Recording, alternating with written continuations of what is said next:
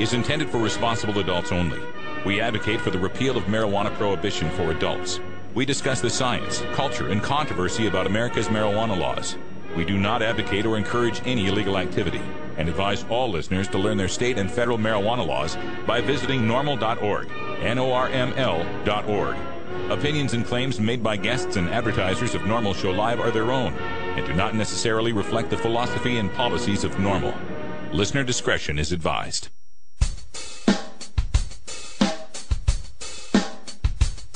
You take a seed, you plant it, you grow it, you dry it, you roll it, you smoke it. You take a seed, you plant it, you grow it, you dry it, you roll it, you smoke it, and it goes down smooth. Hey! Spanning the continent to bring you the truth about cannabis and marijuana law reform. I smoke pot and I like it a lot. From the promise of legalization. And I think we need to rethink and decriminalize our marijuana laws. To the agony of prohibition. One major responsibility is to encourage people to use less drugs. The National Organization for the Reform of Marijuana Laws presents NORML Show Live, Marijuana Nation. Now, here's your host, NORML's Outreach Coordinator, Radical Russ Belville. Good afternoon, tokers and tokettes, and welcome. It is Wednesday, October 26, 2011, and it's got to be 420 somewhere in the world. But more than that, it's show number 800. That's right, 800 shows of NORML Show Live. Yeah, amazing. Hard to believe. Our studio audience is going crazy for it.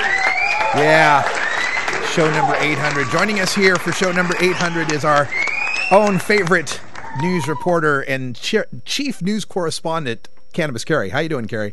Hey, see, that sounds so much better, chief, as opposed to senior. I like it. We have to be careful, you know. Some people get offended when you use the word chief. That's true. Looking at you, Chief Greenbud, That's you right. racist son of a gun. Oh, no. I love him. It's an inside joke, people. Chief Greenbud is a wonderful, wonderful human being. Cannabis Carrie brings us our headlines right after the first break. So what do we have in the news today? Oh, apparently Chief Greenbud is suing the show. No, I'm just kidding. We're going to cover the San Francisco protest yesterday. Protesters coming out, of course, because Obama touched down in town, and they wanted to let him know they're a little disappointed that he's gone back on some campaign promises. Also, a new study out from the University of Bristol that tries to explain why marijuana makes you forget. And hopefully some more news after that. Oh, yeah. I've got a couple of stories I've been following up on. The Department of Justice crackdown is being highlighted on Good Morning America, of all places, and they're threatening letters to banks about their business with medical marijuana clients. So we'll get to that. Also, we've got a story coming out of the internet here from a website called Gawker, a very popular website called Gawker that exhibits one of the classic logical fallacies in drug war arguments. So I wanted to highlight that, but it has to do with that RAND study about dispensaries and crime. So we'll talk a little bit about that when we get to the news segment. Also on today's show, it is Irie Wednesday. So Kyle, aka NorCal Perps, will be calling in from the Bay Area with some more great reggae music for us. Today it's Laid Black with Eyes Red, kind of like our studio audience.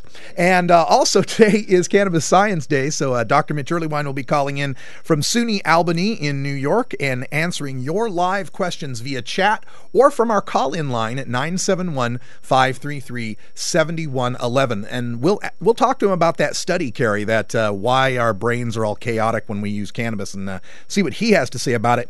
I can't wait to hear. Yep. And then at the end of the show, we got time for a radical rant. Not so much a rant as a celebration. We're going to talk about this being our 800th show. I've got a clip from show number 2 to play for you. All that and more coming up on NORML Show Live.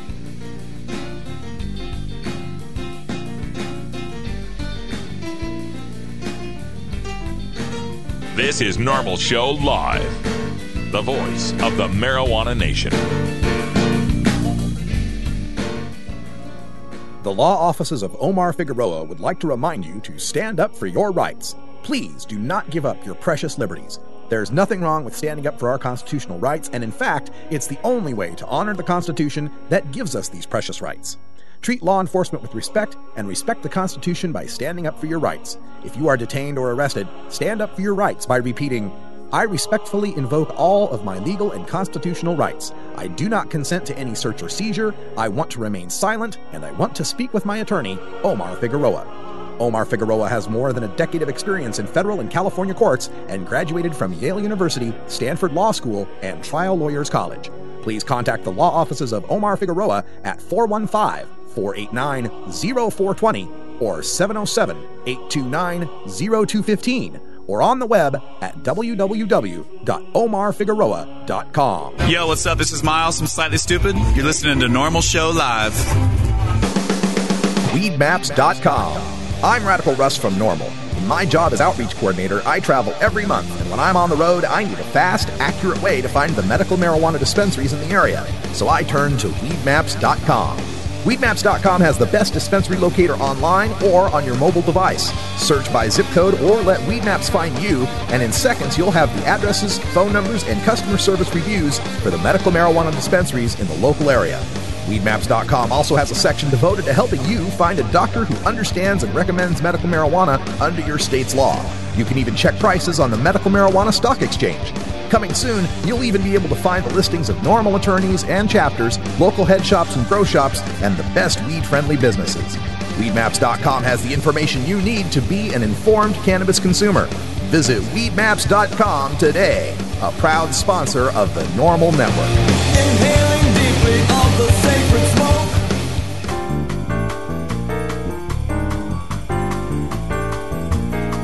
Medical marijuana, industrial hemp, consumer cannabis. It's time for this week's Normal News with Cannabis Carrie. Yesterday, frustrated medical marijuana activists, weary over recent closures of working dispensaries due to pressure from California U.S. federal attorneys, protested President Barack Obama's fundraising benefit in San Francisco. Hundreds of protesters gathered downtown near the hotel where the president was enjoying a $7,500 a plate luncheon at the W Hotel. Some of the frustrated demonstrators were dispensary workers who said if their place of employment was shut down, that they would join the Occupy Wall Street protesters since they would then be part of the unemployed. One demonstrator told local media that what President Obama has done to the thriving medical marijuana industry in California is nothing short of entrapment. Assemblyman Tom Amiano, who joined the protesters, said that it is a total overreaction by the U.S. Attorney's Office and that they need to be reined in. Many that made signs said they were disappointed that Obama had let them down on his campaign promise to not spend any federal resources to prosecute medical marijuana patients following state laws. Some that came out to protest said that after taking all of the legal steps, spending all the money that requires that, they're still having their property taken away and are being burdened with unreasonable legal fees. Since 1996, when the Compassionate Use Act was passed, there have been constant court battles to outline state law on this federally controlled substance. In the city of Garden Grove versus Superior Court in 2007, the court sided with a medical marijuana patient who was arrested, finding that it is, quote, not the job of local police to enforce the federal drug laws. Assemblyman Amiano says that he is pissed off about the unwarranted attacks on the medical marijuana industry in California. At the protest, he called upon California's congressional representatives and citizens to demand the feds back off, calling it undemocratic and the worst case of thuggery. Assemblymember Amiano says he expects to hear back from Senators Dianne Feinstein and Barbara Boxer, who so far have remained publicly silent on the matter. Amiano challenged the statewide indiscriminate nature of the raids, noting that the worst abuses have been identified primarily in communities in Southern California, like San Diego and Los Angeles, that, quote, brought chaos upon themselves by sticking their heads in the sand and failing to pass regulations regarding 215's implementation anywhere during the last 15 years since the passage of Prop 215, as called for in guidelines by then State Attorney General Edmund G. Brown Jr. He went on to say, quote, without regulations, there are all kinds of people who will always take advantage. Without laws on the books, it becomes the wild, wild west, and we want that to stop too. But we don't want medical marijuana to be vitiated by thug mentality. Well said. All right, and we're taking a look on the webcam here of some of the protest signs, the people out there protesting. One with the sign that says "Obama changed" and "Stop the raids" in the same format as the old Shepard Fairey poster of hope and change. So a lot of people are, like Amiano said, pissed off about this, and they're getting out in the streets here to make their voices heard. And I wanted to bring up too something that was mentioned about that $7,500 a plate fundraiser. $7,500 a plate fundraiser. One of our chatters in the chat room is saying, gee, that's just about my income for the year. And there are a lot of Americans for whom that is their income for the year. And they put those two incomes together to try to make it here. If anybody wants an explanation as to why so many people are angry right now and out in the streets marching, it's because of this disconnect and this feeling that we just don't matter to the politicians in Washington, that our little dollars don't matter a thing compared to the corporate people and the amount of money that they can push at these. And when you look at the pharmaceutical corporations that are pumping in millions and millions of dollars to the Obama re-election campaign, it's no surprise why we're seeing this recent federal crackdown on medical marijuana. And an article out today on lifescience.com said they think a new study on rats can tell us why marijuana affects our short-term memory. Researchers at the University of Bristol have looked in detail at the changes in the brains of cannabis users. Neuroscientists found that marijuana causes once coordinated brain regions to fall out of sync with each other, resulting in effects that mimic schizophrenia. They measured the electrical activity in nerve cells of rats given a drug that mimics the psychoactive ingredient THC. The scientists said the marijuana-like drug had only subtle effects on individual brain regions. They found, however, that it disrupted the coordinated activity between regions of the brain, particularly the brain waves across the hippocampus and the prefrontal cortex. The neuroscientists say that the lack of synchronization between the hippocampus and the prefrontal cortex, both of the areas of the brain associated with memory and decision making, causes short-term memory loss. The connection between that function and schizophrenia is that those two areas of the brain are also involved in the dramatic symptoms that occur to those suffering from that disease. As a result of this effect, the rats who were exposed to the THC-like substance were unable to make accurate decisions when navigating around a maze. According to Matt Jones, a study researcher at the University of Bristol's School of Physiology and Pharmacology, says that marijuana can mimic symptoms of schizophrenia even in healthy volunteers. Jones said that the findings are therefore important for our understanding of psychiatric diseases that may arise to, quote, disorchestrated parts of your brain and may be treated by retuning the brain. Jones's work will appear in the October 25th issue of the Journal of Neuroscience. And also, I wanted to say that article that's already been making the rounds today, the Daily UK, that headline that came out regarding the study is, just one cannabis joint can bring on schizophrenia as well as damage memory.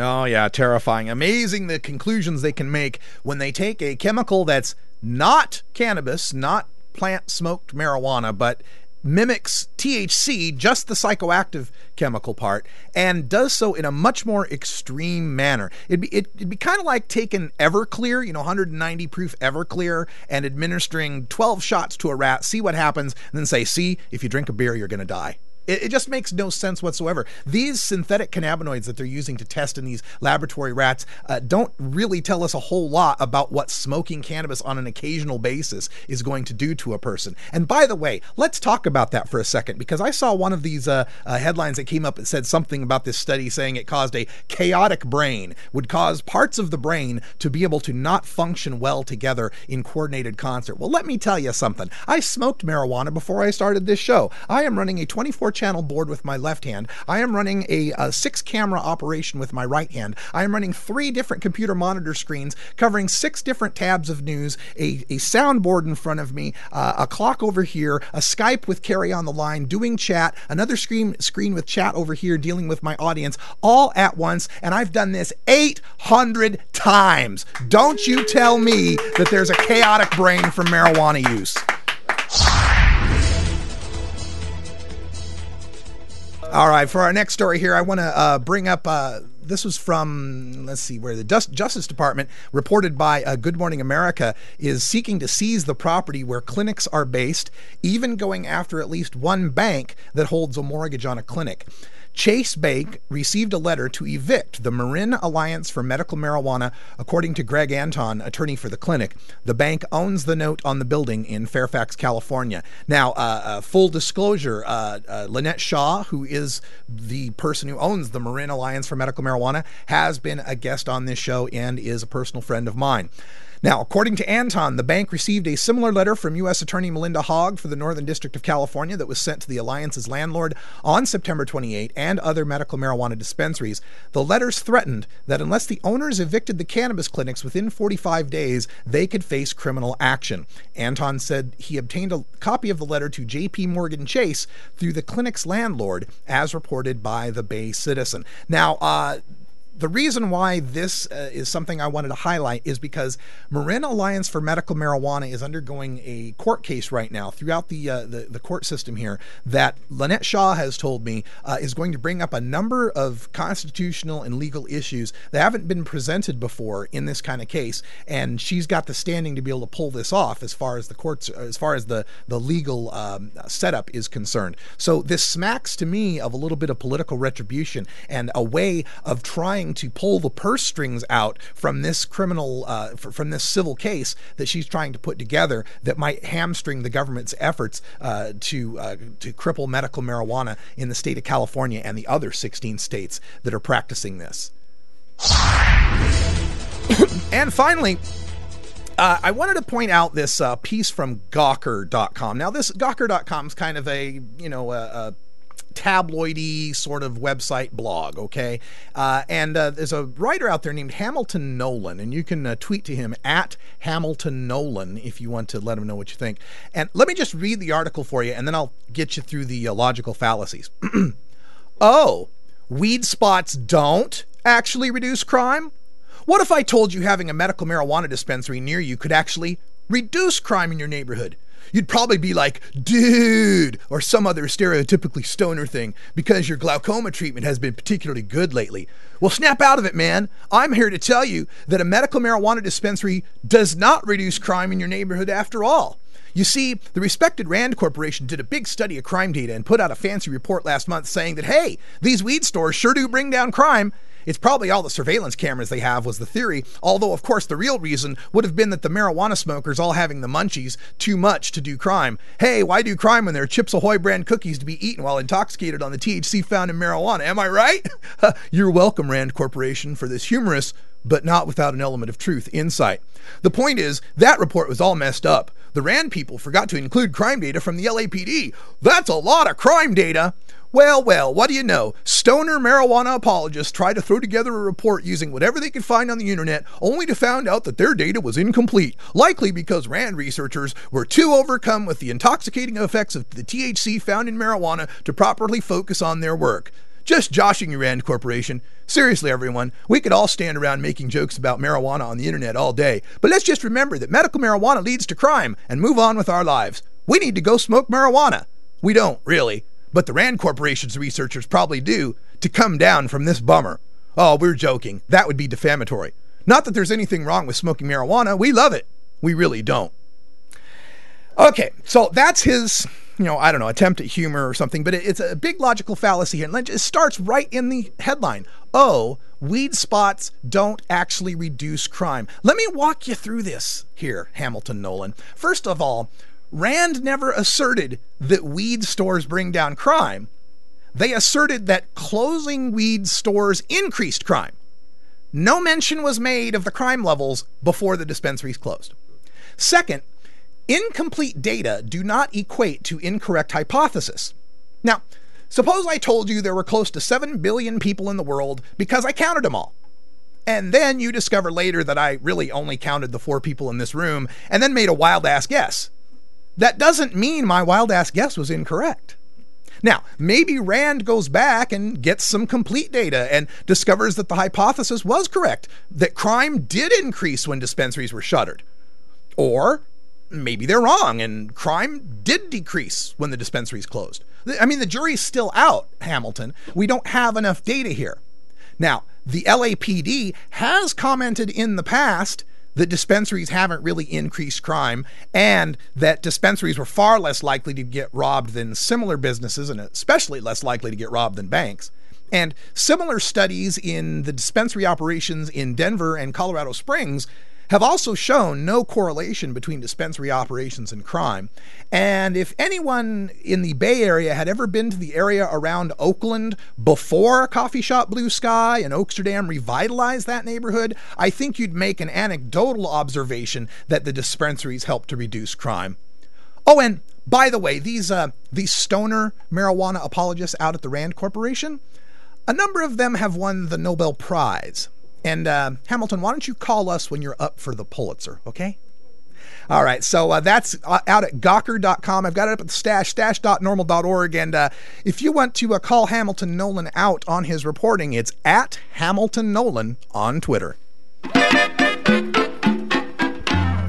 All right, folks, it's time to take a break. Show number 800. When we come back, we will have Kyle from the Bay Area on tap for Irie Wednesday's Daily Toker Tunes. It's 20 after the hour, and we have to take a short break, if you know what I mean. Please support these sponsors who support Normal Show Live. Oh, have you ever met that funny reefer man? A reefer man. Have you ever met that funny reefer man? A reefer man. If he said he swam to China, he would sell you South Carolina. Then you know you're talking to that reefer man.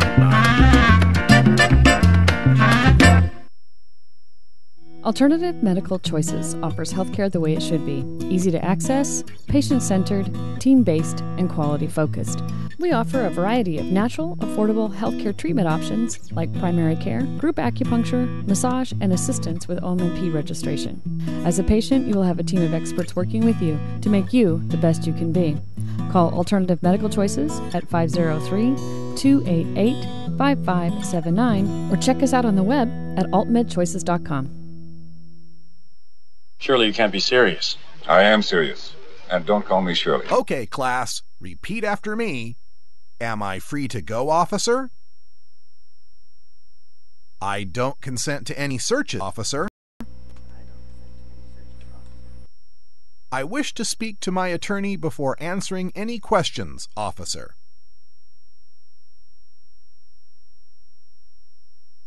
These 3 phrases may help your attorney keep your ass out of a jail cell someday. So memorize them and use them.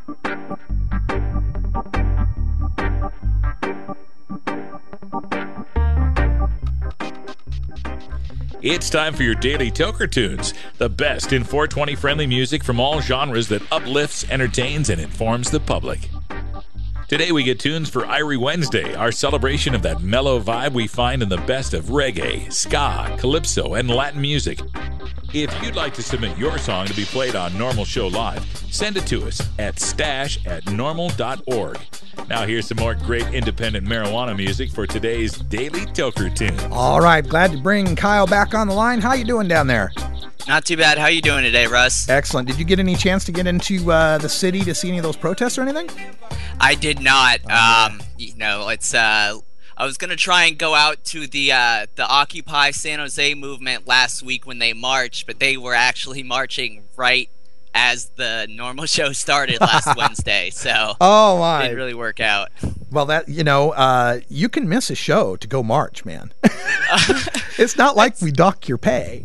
Oh, it's all good. I have prior commitments, and like me and a bunch of patients were talking about out at WAMFest, as much as we would love to get out there, it's really hard to leave there, and you don't want to medicate there to bring police attention on there, and then one thing leads to another. Next thing you know, the cops are there, and people are harassing the cops, and arrests are being made. So a lot of patients, especially the older patients, as much as they'd like to be out there, they just don't want to create trouble. Well, there's a lot of controversy about that up here at Occupy Portland, as far as that goes, with people wanting to be able to medicate in a tent, out of public view, but then others saying, we don't want the harassment or the hassle or to distract from the message. So, but a lot of these patients, you can't be out for 2-3 hours in pain without, medicating. So maybe edibles. Maybe we can do something like that and supply the folks out there who want to protest.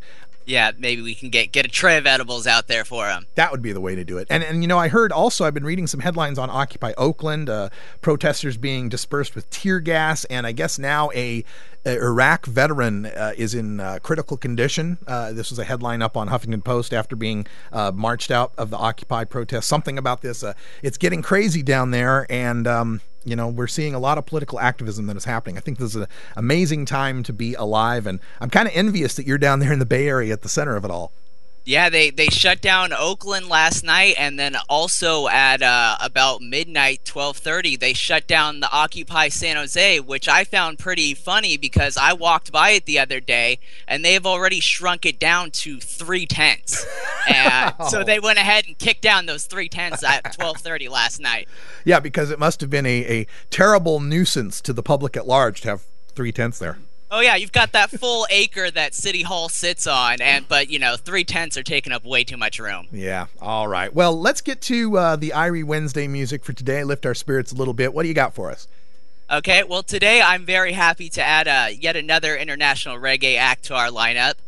Many people have called this the next big act to come out of Bristol. Laid Black have captivated their audience with their just big energy on stage, fusing reggae, hip-hop, blues, and an occasional hint of drum and bass. There's a little something for everyone. So let's go ahead and fire up some good old herb with Laid Black with their song Red. All right, this is My Eyes Are Red, Laid Black on your Daily Toker Tunes, Irie Wednesday. Thanks, Kyle. No problem, Russ. Take it easy.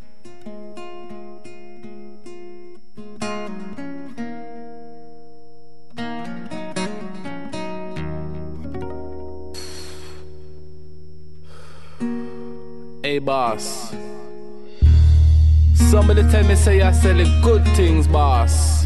And you see how like it's long time me no get this smoke something that tastes good. I beg the I sell me a draw. A 16th. Looks good, smells good. Beg the I some Rizzler and a little piece of cigarette. Make I see how this thing start. Respect. The reason why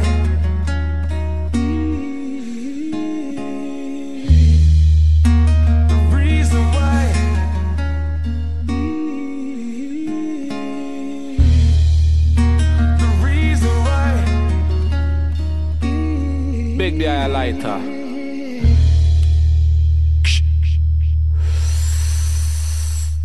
Are the real things.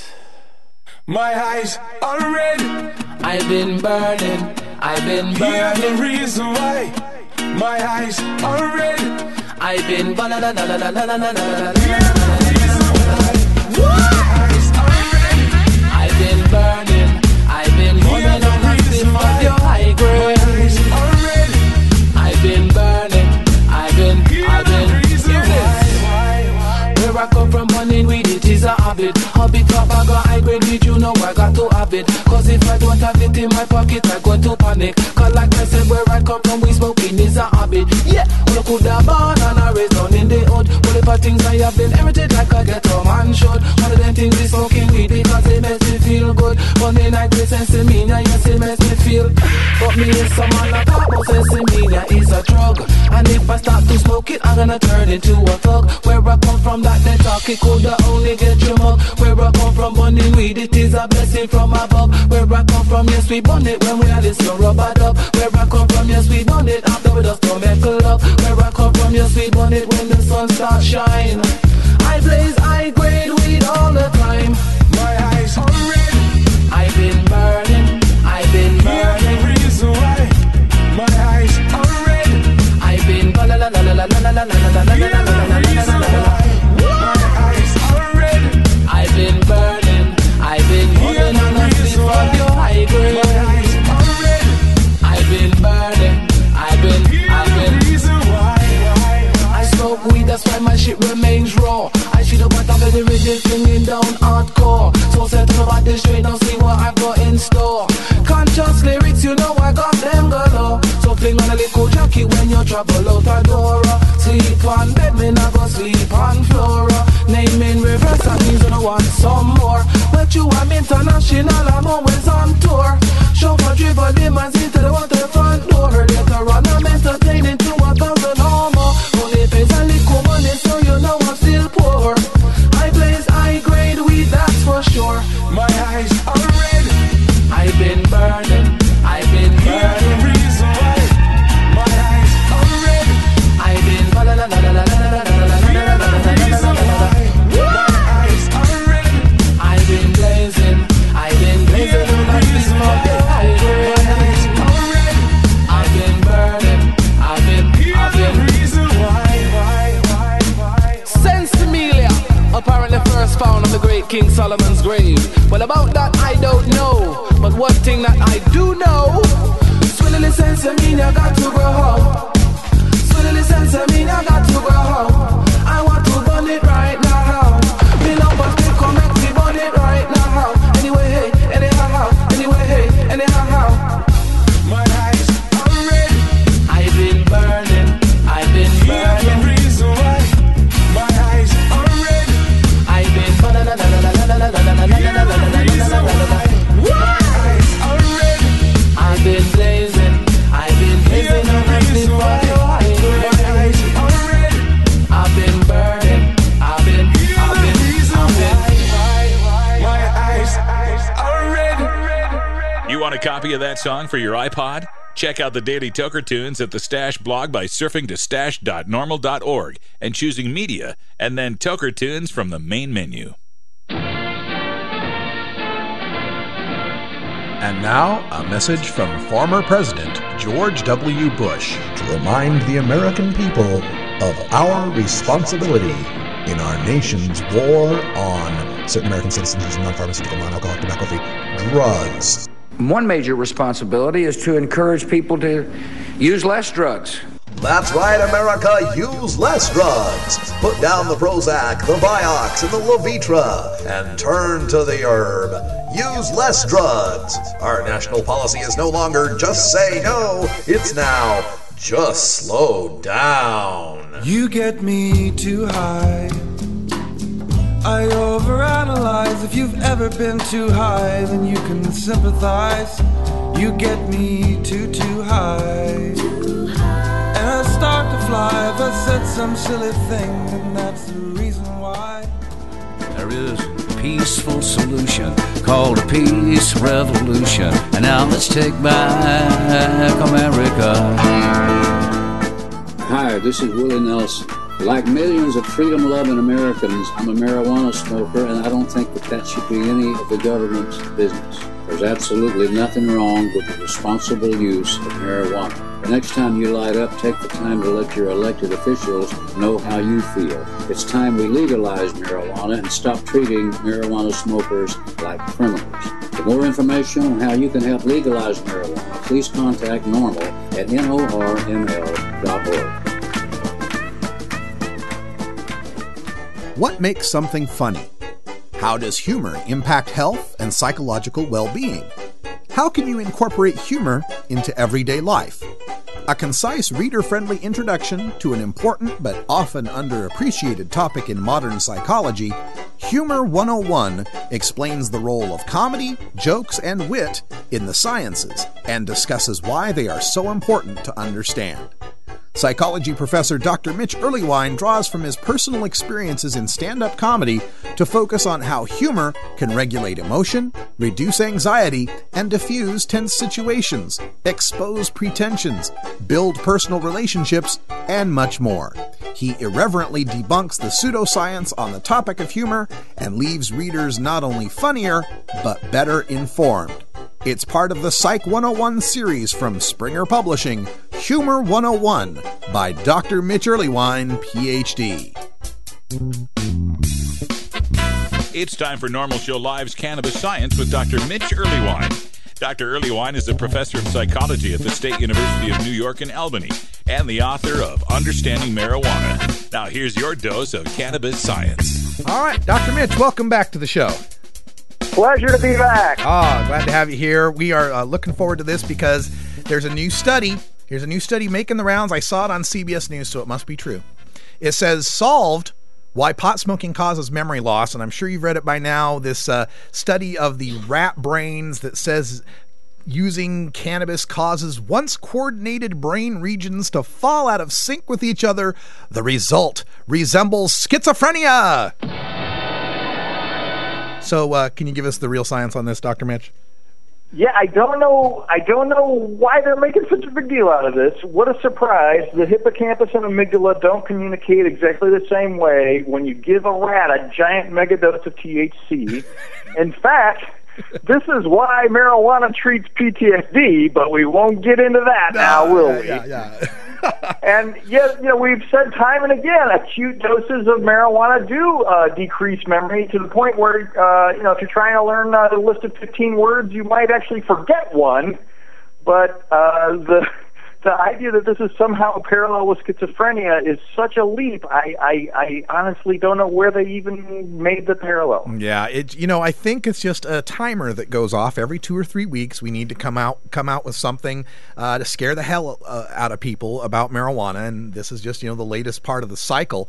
But we've talked about marijuana and schizophrenia and these scare stories before, and I always come back to the basic answer to any of those scare stories is look at the rates of schizophrenia over the past 40 years. I think that's an ideal way to approach it. In fact, right now, schizophrenia is below 1% its rate in the population, and if you happen to have a wild genetic risk and use marijuana heavily before age 15, your risk might go from 0.5% to 0.6%. It really is not the causal factor it is. Now, I've done a lot of work with schizophrenics over the year, and in some way I wish it were the cause, because that would be an easily identifiable thing like that. What we're finding instead is good prenatal care, particularly for folks who are at genetic risk, certainly is a much better way to prevent than staying away from a drug that's basically been around for 5 millennia. Yeah, no kidding. And, the other question that this brings up is, so what? Right? I mean, we allow people to make the choice to smoke cigarettes and drink alcohol. Oh, my goodness. What's funny is the risk ratio for smoking cigarettes and mental illness is about the same size as it is for marijuana and schizophrenia, but nobody ever mentions that one, of course. Really? Tobacco smoking has the same risk of increasing schizophrenia? Is that what they're saying? Or... Well, what happens, causally, it's just that people with a lot of mental illness are often sitting around the house bored and smoke a lot of cigarettes. Nobody seems to think that nicotine is causing delusions or hallucinations. Right, just a correlative thing here. Okay, well, exactly. We're taking some live questions here. Our phone number is 971-533-7111. If you've got a question for Dr. Mitch Earlywine, we'd love to hear it. Or you can get it in our chat room right now. So check out our chat room through Ustream. You should be able to find it there, and we're getting the number up on the screen right now. We've already got a few questions coming in. Let's start with this first one from Uncle Viper, who says, my wife gets seizures when she uses cannabis, but she is also on a cocktail of other meds. Any idea what's happening? This is a curious thing, and I don't hear this often, and it may be strain related. The cannabidiol alone strains, or the high cannabidiol strains, may be less likely to produce that, and if you go to projectcbd.com, you can find a list of those. But I haven't seen a case of this in the past. Obviously, the thing to do is to stay away if it's causing her these negative consequences. Yeah. Okay. Question from Green Girl 3 wants to know, why does the cannabis I make into butter taste so bitter? I even wash it a few extra times with clean water. Why would that taste so bitter? Any ideas? Odds are high she's cooking it a little too long. We really just need to get the THC into the butter. There are a lot of other terpenoids and flavonoids in the plant that really aren't necessary for the medical effects. So if she's been hard double boiling it for 45 minutes, you could probably cut that down to 20 and be absolutely fine. All right. I like this next question from Smoker King, who wants to know, do some people have a natural tolerance for marijuana? Even before I was a heavy smoker, I never got that high. But my girlfriend, who has been smoking heavily for years, gets very high from just one toke. Although different weights, we are smoking the same stuff. So 2 comments. It definitely is a weight-based dose. So if he's 220 and she's 120, that's certainly part of it. But there are individual differences in responses to drugs. We've seen this in alcohol, in caffeine, and unfortunately haven't gotten the funding to show it with cannabis. But odds are very high. This is probably a heritable and biologically oriented response that varies across humanity, just like we do on other responses. And, on the flip side of that, do we know anything about, is there any research to support the idea that there are some people who are naturally endocannabinoid deficient and for whom using cannabis is a supplement for their endocannabinoid system? Bob Malamud has written a splendid paper hypothesizing that, but we don't have the data to support it, in part because we just don't have the human research funded. In animals, at least in rodents, you can breed these rodents that don't have the CB1 receptor, basically, and man, they are some mean, messed up animals. Killer psycho rats, is that what we're talking about here? Exactly. Okay. Great question here, coming in anonymously. And again, if you've got a question for Dr. Mitch Earleywine, we're live in the 1 p.m. Pacific hour. If you're listening at 4 or 10, this is a repeat, so don't call in. But live at 1 p.m. Pacific here, 1:30 actually, 1:40. All right, whatever. Question here for anonymously asked, Dr. Mitch, can you discuss the drug interaction precautions that patients on nitroglycerin should be aware of when it comes to glycerin tinctures? The clincher here is nitroglycerin is usually taken as part of a cardiac regimen. So it's part of a whole big deal with heart problems, essentially. Unfortunately, THC is pretty reliable in its increasing in heart rate. And so to give generalized global recommendations would be really ill-advised. Instead, you really need to discuss with a physician whether it's okay for you to have a supplemental medication that's going to increase heart rate, and it's really an individualized thing. Okay. I like this next question as well, being a dog owner and, loving animals like I do. Are there any uses of cannabis on our pets? We know, don't get your pet high, but are there medical uses for domestic pets or even larger domestic animals like horses and cows when it comes to cannabis? So William O'Shaughnessy, basically the first British person to go down to India and try to investigate cannabis effects, did his first work on animals and showed reliable increases in appetite and all the standard analgesic, pain-relieving effects in dogs. And then in Rob Lay's book, Gargantua and Pentagonal, written in the 1500s, he recommends it for treating basically colicky horses, which I think the dosage required would probably be so huge that I doubt you could afford it, and I'm sure there's got to be a cheaper medicine. Well, once we re-legalize cannabis and drop those prices to $1 or $2 an ounce for outdoor production, maybe it would be something that would be worthwhile as a veterinary thing. And of course we know stories from growers and all the time talking about deer eating their buds and so forth. So animals, I guess, in the wild naturally seek out cannabis. So why wouldn't we use it for them in veterinary situations?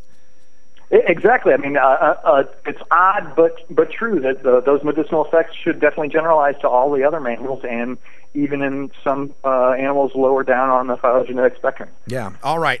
We are taking your questions here. We got time for maybe one or two here through our live chat or by calling in at 971-533-7111. But if you don't get a chance to get your question in this week, you can call in next week. We do this every Wednesday here on Normal Show Live, or send an email to 420research@gmail.com. That's 420research@gmail.com. And Dr. Mitch, I wanted to get your comment on another story that I'd picked up through CBS News in their celebrity circuit files. And of course, it was a tragic death that we reported on of Amy Winehouse, the legendary singer, I guess not legendary, but the famous singer, Amy Winehouse. Apparently the coroner now has come out and said, Coroner Suzanne Greenway, this according to CBS News, gave a verdict of death by misadventure, saying the singer had voluntarily consumed alcohol and risked the consequences. The pathologist told the Singer's Inquest Wednesday that Winehouse had consumed a very large quantity of alcohol and was more than 5 times over the legal drunk driving limit when she died. And I just, it's a tragic story, someone dying of alcohol poisoning like that. And I just wanted to get your thoughts on, these overdoses that we hear all the time from alcohol. The clincher here is this is a toxic drug. We've mentioned time and again, cannabis has never had a lethal dose established in humans. If you estimate it from animal work, basically we'd have to smoke 2 pounds. What a shame that basically Amy Winehouse, who probably didn't weigh very much, could end up at a lethal dose with an amount that she could buy really easily under basically normal circumstances. It's led some people to say alcohol is underregulated, but it certainly points out that cannabis is overregulated. Yeah, this is something I think of when they point out, if we legalize, there'll have to be a limit of 1 ounce per month, and you can't. It's like we don't have limits on how many cartons of cigarettes or cases of beer we allow people to buy. I can't see why we need limits on how much cannabis they're allowed to buy. But we will work those things out as we continue this fight. Dr. Mitch Earleywine, thanks again for joining us this week and every week for our Cannabis Science segment. Appreciate you having you here. Oh, thanks so much. Bye now. All right, when we come back, a little time for Radical Rant, although less rant and more celebration for our 800th show. This is Normal Show Live. Michael Phelps, Olympic superstar, 14 gold medals, world record holder.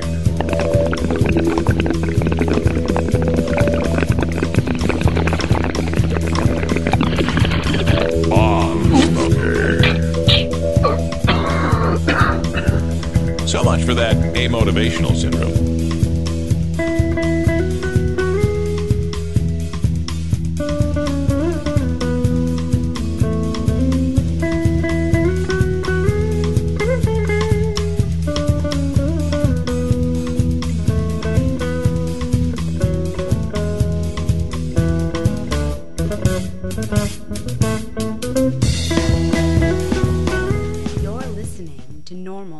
Daily Audio Stash. Hear Cannabis Cuts from San Francisco every Friday at 5 p.m. Pacific Time. Also catch replays Wednesday at 5 a.m., Saturdays at 6 a.m., and Sundays at 11 p.m. right here on the Normal Network. Ever wonder how often to change your bong water? The most effective method for baking pot brownies? The best destinations for a ganja getaway? How to hide herb in your car? Whether to grow your own? How precisely to legalize it? Or how something as wonderful as marijuana ever got to be illegal in the first place.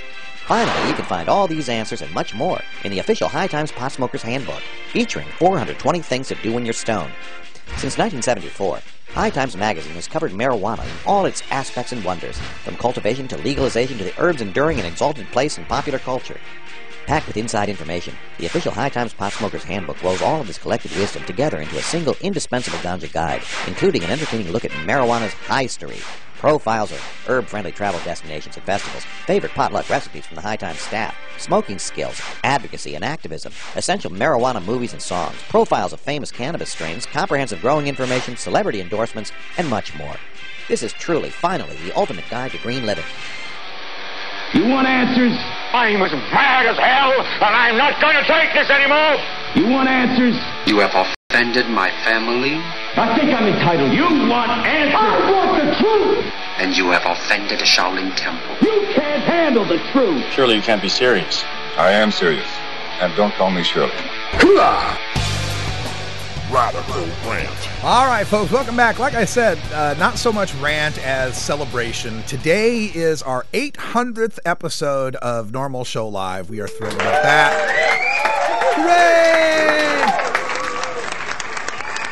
Hooray! If anything, I like to point out that, we have had 800 shows that generally go on 5 days a week. I know I take a Monday off every now and then, or I'm gone for an event, flying around the country, whatever, but generally on 5 days a week, always on, dead nuts on at 1 o'clock Pacific time. So much, like I say, so much for the amotivational syndrome, so much for the idea that stoners can't be consistent or commit to something. And I want to thank everybody out there that helps to make this show such a huge success on the internet. And, I get the honor to be able to work for Normal and to be able to put this together. But honestly, there are so many unpaid people, volunteers who are just so committed to the idea of getting this information out to people that they are donating their hours of time and a lot of their talent to make this show possible. And of course, first and foremost, the lovely and talented Cannabis Carrie, our news editor. Carrie, I love you. Thank you, Russ. Thank you. And she's doing the stories 3, 4, 5 stories a day. We got Ganja John and Wiz Khalifa, who over the past couple can get up for them too. Over the past year and a half has helped to build this show from being just a little tiny show to having the full studio and multi mics and guests coming in all the time. Of course, we got to give it up for Rolla J out there, who's got us this board and these mics and all this stuff. Lively Libra out there in the chat room, who donated for the Libramator, the software that helps make this run. Pookie and Stereotype and Stone Kidney and Bongwater Becky and Cannabis Cure and NorCal Perps. And if I try to name everybody, I'll forget somebody. So I ought to just stop right now. But everybody out there has been such a big part of this show. There's some of the stashers on our cam right there. Some of the people who've donated their time and talents to help make this possible. I'm just amazed, thrilled, and humbled that this has become what it's become. And to kind of illustrate that, I'm going to give you a listen. I mean, this show started out as a podcast that Chris Goldstein did called The Daily Audio Stash way back in 2006. Just kind of, early on. It's funny, you talk about something 5 years ago, but in the internet, it might as well be 50 years ago. But, early on doing the podcast when nobody was doing podcasts. Now everybody's got a podcast. But Chris came up with the idea, created the position. Literally, I only have this job because of Chris Goldstein creating the job. The job didn't exist. This wasn't a position that normally got created. And so we moved from being a podcast to being a live show sometime in September of 2009. Now, I had taken over the Daily Audio Stash podcast in February of 2008 and was still doing it as a podcast. And I learned a very valuable lesson, and that is recording takes a whole lot more time than live. If you do to do the 1 hour recorded podcast took literally 5 hours of recording time. It seems weird, but it's because you're constantly redoing things and editing things and fixing things and trying to make it sound perfect. Whereas if you do it live, you're doing it live, 1 hour, you're done, you've got your content. So in September of 2009, I migrated the show. I began the migration of the show from being a recorded podcast to being a live show. And originally I was doing them both at once. I was doing 5 days a week of the podcast, and then on the weekends, on Saturday, would do the live, normal show live. It was going to be 2 separate shows. And part of this also was that I wanted to record and bring you live events. And so our second normal show live, we were broadcasting in November of 2009 from Portland Hempstock. And this is a clip from show number 2. Now, I do want to warn you here that the sound quality is not as good. It was through Blog Talk Radio, sampling at 11 kilohertz, 64 megabits, and it was through a wireless connection at Kelly Point Park. So you think you got skips on the feed now. You should have checked that out. So this is a short little clip, 90 seconds from our coverage of Portland Hempstock 2009, just to give you a flavor of how far we've come. I do need to switch gears here a little bit and deliver some brews here from Portland Hempstock. And any of you out there who want to wish best wishes to Jack Harrer, he was taken by ambulance from the bench here at the Portland Hempstock. They were tending to Jack, and he was doing well. We don't know the actual condition right now, as he's heading by ambulance to the hospital here in Portland. So our best wishes and strongest prayers and thoughts go out to Jack Harrer, the Emperor of Hemp. If you have not read his book, The Emperor of No Clothes, it is a must-read for anybody in the cannabis community. Now, joining me here, as always, my co-host and good friend, Cannabis Carrie, is here. You can tell us a little bit about what was happening or what was going on backstage? I'm not really sure, Russ. It's sort of pandemonium, but there were people on the scene immediately, and they were administering to Jack. They did a little CPR, and they did the ambulance. He did have a pulse when they put him in this, and we're hoping for the best. Everybody out here loves Jack. Yeah. Everybody loves Jack. So holding hands together and just wishing him the best and hoping for the best outcome on that. Yeah, and this is the news here at Portland Hempstock, and want everyone to just, like we said, give your best wishes for the situation. That's a recording from our second show, Normal Show Live number 2. That was September, probably 11th or 10th, somewhere around there. Do you remember it was the 10th? The 11th and 12th was the Hempstock, yeah. So September of 2009, that was our second show live from Portland Hempstock. And, that's when I kind of got the feeling, that this could be more than, and not, I'm not trying to say that this was good or anything. Of course, it was tragic, terrible news. Hated to have to deliver it live like that. But it's where I kind of got this feeling of like, our industry, our movement needs a network, needs a live coverage, needs their own news, needs their own media. We need to have our own media was basically what I got from that, because there I was, and we were seeing the ambulances go backstage and everything, and I'm thinking, here's a major news story. Like, somebody who's, even outside of marijuana, people could know who Jack Herer was. Oh yeah, that guy who did all the initiatives in the 80s, right? Even like people who aren't connected to our movement should know who Jack Herer was. And so here's this major news story.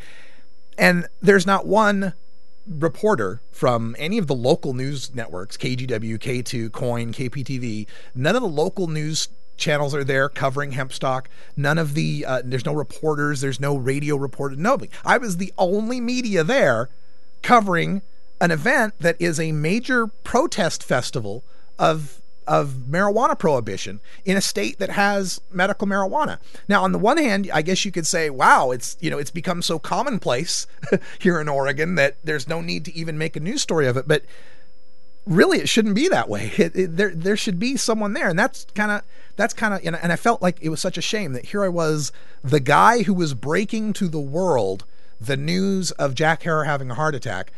This should be, the news anchors should be breaking this. This should be, major news that's being broken, not being broken by, a blogger, so that's kind of when it dawned on me. That's when it dawned on me that, if I'm not going to do it, who's going to do it? If I'm not going to step up and try to build a network and try to build the voice of the marijuana nation, like I say, if I'm not going to do it, who's going to do it? I figure I've got the skills to do it. I know audio, I know computers, I know news, I know analysis. What the hell? Let's jump in.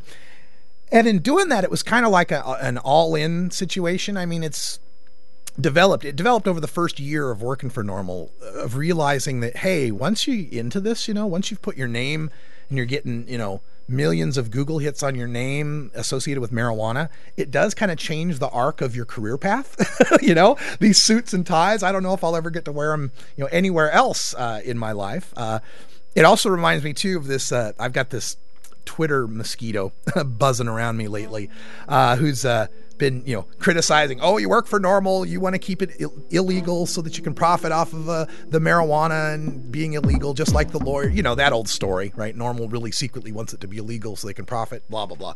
So he's been buzzing around me, and it's kind of bugged me because in taking this job for Normal and doing this, there's been a lot of sacrifices on my side as well. I mean, I'm living in a rental house and a 12-year-old car that's about to break down, and, no 401k. I'm on the special don't get sick or injured healthcare plan. I mean, there's a lot of sacrifices in doing this, but it's all worthwhile when every day I come here and I see a lot of these friends that I've met, people that have been to Normal conferences, people that traveled across the country just because they heard this show and wanted to get involved and felt like they were a part of something bigger, and all the people that are putting their time and energy into this. It's become bigger than I would have imagined, and I hope it becomes as big as I dreamed, that it would actually be a cable satellite network with news shows and variety shows and music shows. That's the direction I'm headed with this, and I'm glad that we're all on this ride together. 800 shows is nothing to sneeze at. I know Oprah did 2,700. That's my goal. I want to beat Oprah. Everybody gets a new bong. But we'll just keep doing what we're doing here. I want to thank you all for joining us here, and once again, making this the best marijuana show on the internet and the best social network on the internet as far as cannabis goes. Well, as far as anything goes. I love each and every one of you out there, and I want to say so personally. Thank you, thank you, thank you, thank you, thank you, thank you, thank you, thank you, thank you, thank you, thank you, thank you, thank you, thank you, thank you, thank you, thank you, thank you, thank you, all of you. I love you all. Thanks for being a part of the show. We're going to keep this going, keep the celebration on here in Toker Talk Radio. If you want to join us live, we're going to be here at 2 o'clock Pacific every day for Toker Talk Radio at live.normal.org. If you're listening on the podcast, this is all for you. So thanks so much for joining us for show number 800. 801 comes up tomorrow. For Cannabis Carry, I'm Radical Russ. Thanks for joining us, and until next time, take care of each other, Tokers.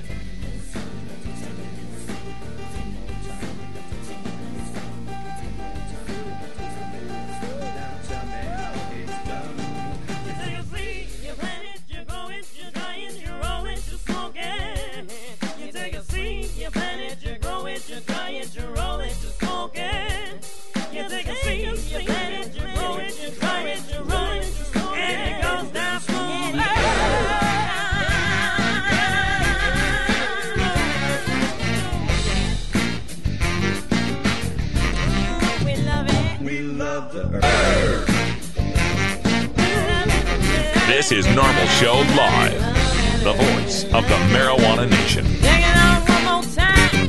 You take a seed, you plant it, you grow it, you dry it, you roll it, you smoke it. You take a seed, you plant it, you grow it, you dry it, you roll it, you smoke it. You take a seed, you plant it, you grow it, you dry it, you roll it, you smoke it, and it goes down smooth.